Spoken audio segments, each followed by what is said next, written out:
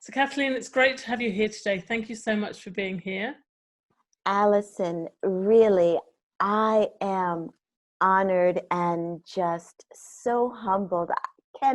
I just have to give a woo woo for the Embodiment Conference because, oh my God, I love what you guys are doing. And for everybody out there listening, please support this organization. What they are putting out is just life enhancing. So thank you so much for the privilege of being a part of the podcast. So my first question, Kathleen, I have to ask you, the Jedi of Calm. Where did this come from? I love it. Where did it come from? It was a divine download. As an adult, again, as I shared, I never worked any place longer than a year, 2 years. And I never, and this is what always gets me, I never deemed myself worthy of doing something that really I liked. That you know, I won't, at that time I didn't even get into feeding my soul. What the heck was that? But you know, just something that, oh, that's interesting.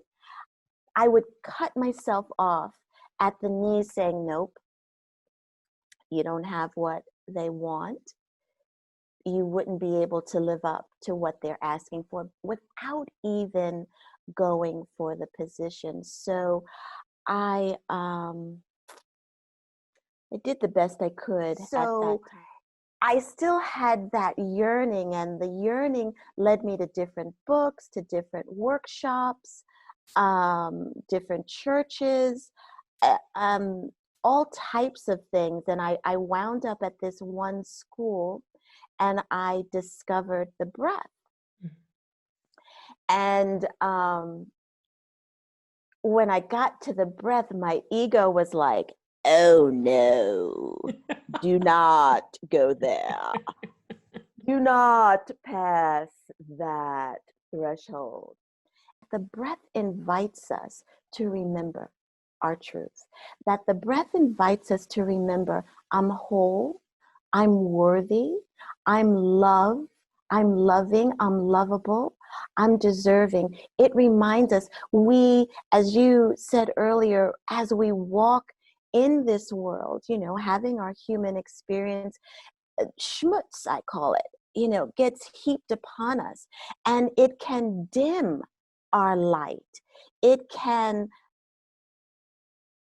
cloud our innate knowingness. Well, you know, breathwork has one of the scientific papers written. It says that it shrinks the amygdala gland, which speaks directly to our frontal cortex, and that's that place of this.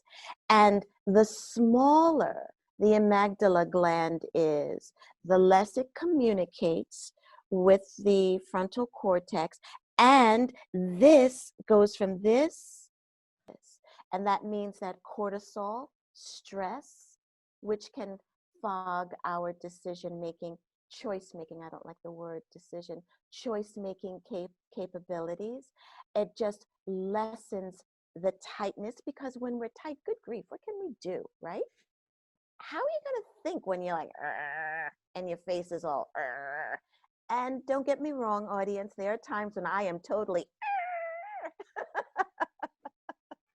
If people are thinking they'd like to take up a breathwork practice, Kathleen, is there anything you mentioned there about make sure you're not driving or operating machinery, but is there anything else they should be aware of from kind of a safety perspective? You know, really, no. I'm a firm believer in breathwork is A-okay for those coming into the world, those who are leaving the world, making their transition. My style is not harsh. If you feel anything, your breath will tell you. Your breath will tell you, hey, wait, hold up, wait a minute. This doesn't feel good. Listen, as I said earlier, trust your breath. Trust your breath. I'm not a fan of harsh breathing. That's me. That's me. If you have high blood pressure, easy. Easy does it. Easy. And again, trust your breath. Your breath truly will tell you. Just don't do it while you're driving or while you're operating machinery. Don't do that. Yeah.